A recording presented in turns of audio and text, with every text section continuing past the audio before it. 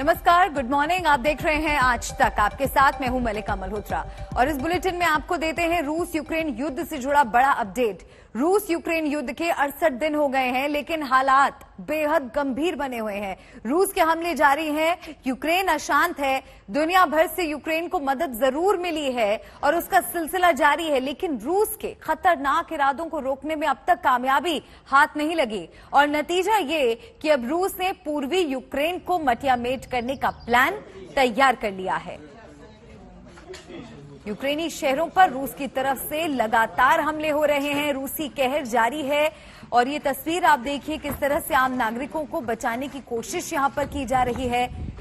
इस युद्ध का सबसे ज्यादा नुकसान आम लोगों को झेलना पड़ा है, जिन्होंने अपना घर, अपनों को खो दिया है, अपने देश से उनको जाना पड़ा है, शरणार्थियों का जीवन गुजारना पड़ रहा है। यूक्रेनी शहरों पर लगातार हमले हो रहे हैं और पूरा देश, कोई ऐसा शहर अब नहीं बचा है जहां पर विनाश ना दिख रहा हो, जहां पर तबाही के निशान नजर ना आ रहे हो।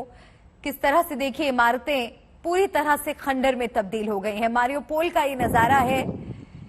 बेहद दर्दनाक स्थिति यहां पर लोगों के सामने खड़ी हो गई है। किस तरह से लोगों को अपना घर छोड़कर पलायन करना पड़ रहा है। तो 68वें दिन भी रूसी कहर यूक्रेनी शहरों पर जारी है।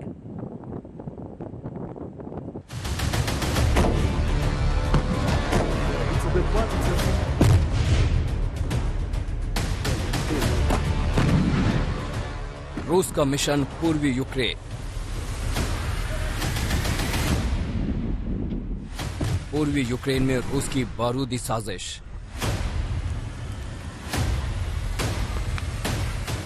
विक्ट्री डे परेड से पहले रूस का खतरनाक इरादा।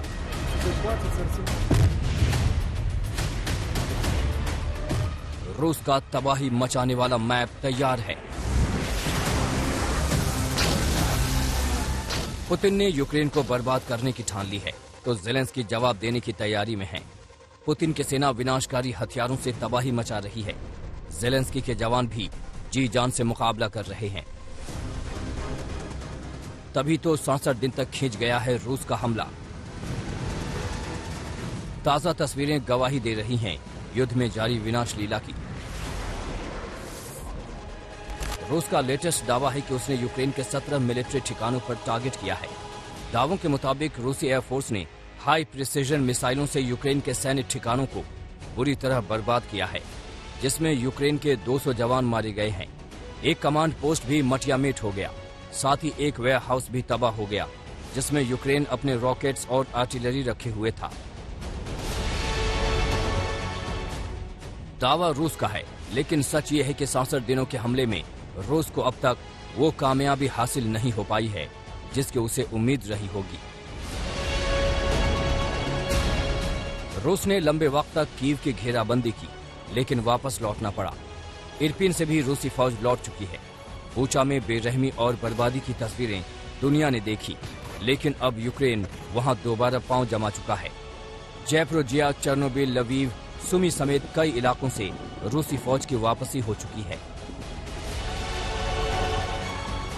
ऐसे में अब रूस का टारगेट बन चुका है पूर्वी यूक्रेन। धमाकों से दहल रहे हैं पूर्वी यूक्रेन के शहर। खार्किव, डोनेत्स्क, मारियोपोल, लुहांस्क, ये कुछ ऐसे इलाके हैं जो रूसी हमलों की जद में हैं। इन हिस्सों पर रूस ने अपनी मिसाइलों का मुंह मोड़ दिया है। आर्टिलरी, टैंक, लड़ाकू विमान सब अपना फोकस सेट कर चुके हैं। यूक्रेन का दुश्मन गोला बारूद ऐसे बरसा रहा है मानो वो तबाही मचाकर जल्द से जल्द युद्ध को खत्म करना चाहता है। Окупанти збирають ще додаткові сили для нових атак проти наших військових на сході держави. Нагнали підкріплення на Харківщину. Пробують посилити тиск на Донбасі. Вони втратили у боях цієї безглуздої для Росії війни вже більше 23 тисяч солдатів. Але не зупиняють. जो आशंका ज़ेलेंस्की ने जताई थी, रूस उसे कैसे सच कर रहा है और कैसे अपने हमलों को तेज करने की तैयारी में है, ये भी जान लीजिए। खार्किव इलाके में रूस ने बड़ा हमला किया है। इंडस्ट्रियल कॉम्प्लेक्स पर शनिवार को रूसी फौज ने ताबड़तोड़ 3 हमले किए। एक बिल्डिंग को निशाना बनाया, जिसमें जबरदस्त तबाही हुई। 3 बम धमाकों में इमारत खाक हो गई। काले धुएं का गुबार पूरे आसमान में छा गया। गनीमत रही कि इन 3 हमलों में किसी की भी जान नहीं गई, क्योंकि इमारत खाली थी। लेकिन यूक्रेन ने अब तक हार नहीं मानी। पूर्वी हिस्से में रूस को करारा जवाब दे रही है यूक्रेन की फौज। एक दिन पहले ही यूक्रेनी सेना ने एक वीडियो जारी किया। ये वीडियो पूर्वी यूक्रेन के ईजियम शहर का है। यूक्रेन ने वीडियो जारी करते हुए दावा किया कि उसने रूस के बख्तरबंद सैन्य काफिले पर जबरदस्त हमला किया। यूक्रेन ने पूर्वी हिस्से में रूस पर पलटवार का कोई मौका नहीं छोड़ा। बड़ी संख्या में रूसी टैंक यूक्रेन के कब्जे में हैं। लेकिन रूस की रणनीति पूर्वी यूक्रेन में बड़े हमले की है। मारियोपोल भीषण जंग का मैदान बना है। सैटेलाइट से आ रही तस्वीरें रूस के खतरनाक मंसूबे की तस्दीक कर रही हैं। पूर्वी यूक्रेन में ही एक शहर है डोब्रीपिलिया। वहां के हालात देखिए। नजरें जितनी दूर तक जाती हैं, बमबारी के निशान और तबाही ही तबाही दिखती है। जंग के इस मोड़ पर ज़ेलेंस्की डटे हैं, अपने जवानों की हौसला अफजाई कर रहे हैं ताकि रूस के हर बारूदी मंसूबे को ध्वस्त किया जा सके। लेकिन ये लड़ाई इतनी आसान नहीं। सब कुछ पुतिन के फैसले पर टिका है। ऐसे में सवाल है कि आखिर पुतिन के दिमाग में क्या चल रहा है। मारियोपोल से गीता मोहन और कीव से राजेश पवार के साथ आज तक ब्यूरो। आपने पूर्वी यूक्रेन के हालात देखे, रूस की रणनीति को समझा जाना, लेकिन सवाल है कि क्या रूस ऐसे ही हमला करता रहेगा? दरअसल पुतिन की अब तक की रणनीति से उनके खतरनाक इरादों की आहट होने लगी है। मॉस्को से एटम बम वाली धमकी तो आ ही चुकी है। विक्ट्री डे भी महज 7 दिन बाद तय है। ऐसे में कयास लगाए जा रहे हैं कि इन 7 दिनों में क्या होने वाला है।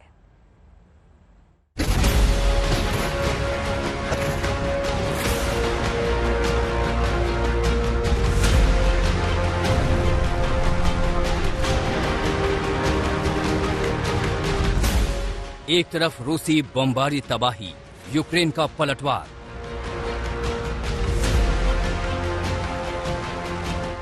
तो दूसरी ओर दावों के जरिए एक दूसरे का मनोबल तोड़ने की जंग।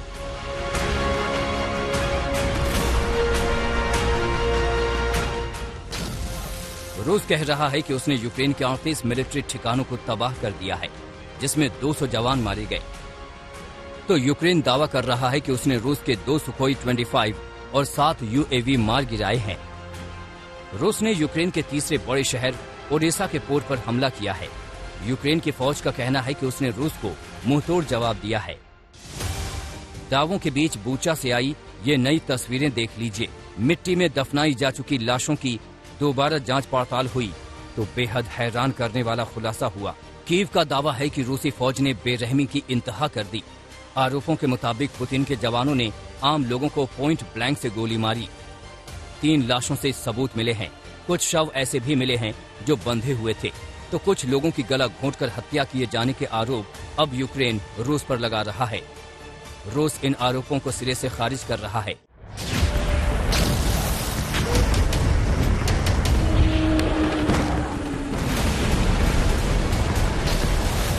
लेकिन असल खौफ एटमी अटैक का है। रूस लगातार पश्चिमी देशों को धमका रहा है कि यूक्रेन में उनकी दखल का अंजाम बेहद बुरा होगा। आखिर रूस किस खतरनाक अंजाम की बात कर रहा है? मॉस्को से लगातार आ रही धमकी के मायने निकाले जा सकते हैं। पुतिन बता चुके हैं कि एटमी पावर से इस्तेमाल में वो कदम पीछे नहीं खींचेंगे। रूसी रक्षा मंत्री भी कुछ ऐसी ही धमकी दे चुके हैं। और तो और अमेरिका, ब्रिटेन जैसे देश भी इनकी चिंता जता चुके हैं।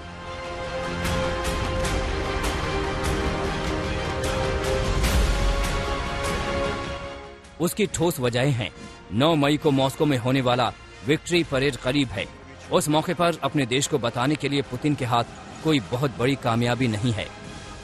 67 दिनों की लंबी लड़ाई के बाद रूस के सिर पर जीत का सेहरा नहीं बंधा है। ऐसे में पुतिन के सामने एक ही ऑप्शन है कि वो यूक्रेन को पश्चिमी देशों को मिल रही मदद के बीच कोई बहुत बड़ा फैसला करें। Или мы проигрываем на Украине, или начинается Третья мировая. या तो हम यूक्रेन से युद्ध हारेंगे या तीसरा विश्व युद्ध शुरू होगा। अपने नेता पुतिन को जानते हुए मुझे लगता है कि विश्व युद्ध होने की संभावना ज्यादा है। मुझे आशंका है कि इस युद्ध का खात्मा परमाणु हमले के साथ होगा। Ядерным ударом мне представляется все же более вероятным. परमाणु हमले का खौफ तो है, लेकिन जेलेंस्की दम भर रहे हैं कि यूक्रेन ने हालत ऐसी कर दी है कि विक्ट्री डे परेड से पहले रूस कमजोर पड़ चुका है। Наші захисники знищили вже більше 1000 російських танків, майже 200 російських літаків, майже 2500 броньованих бойових машин. Звісно, в окупантів ще є техніка у запасу. Так, у них ще залишаються ракети для ударів по нашій землі. Але ця війна вже послабила Росію так, що вони змушені планувати навіть меншу кількість військової техніки для участі в параді в Москві. यूक्रेन को अमेरिका, ब्रिटेन, फ्रांस समेत कई देशों का समर्थन मिल रहा है। धन बल हो या हथियार बल, हर तरह से यूक्रेन को सपोर्ट मिला है। तो यूक्रेन का मनोबल बढ़ाने के लिए भी दुनिया के कई दिग्गज यूक्रेन पहुंच रहे हैं। अभिनेत्री एंजेलिना जोली ने लवीव जाकर लोगों से मुलाकात की और संकट की इस घड़ी में धैर्य बढ़ाया। मारियोपोल से गीता मोहन और मौसमी सिंह के साथ राजेश पवार, कीव आज तक।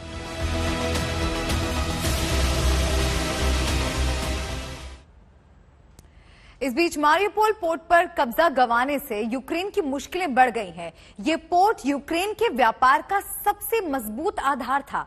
यूक्रेन की कोशिश है कि किसी भी तरह यहां से रूसी सैनिकों को हटाया जाए। हालांकि ये इतना आसान नहीं है। हमारी संवाददाता गीता मोहन मारियोपोल पोर्ट पहुंची, देखिए उनकी ये खास रिपोर्ट।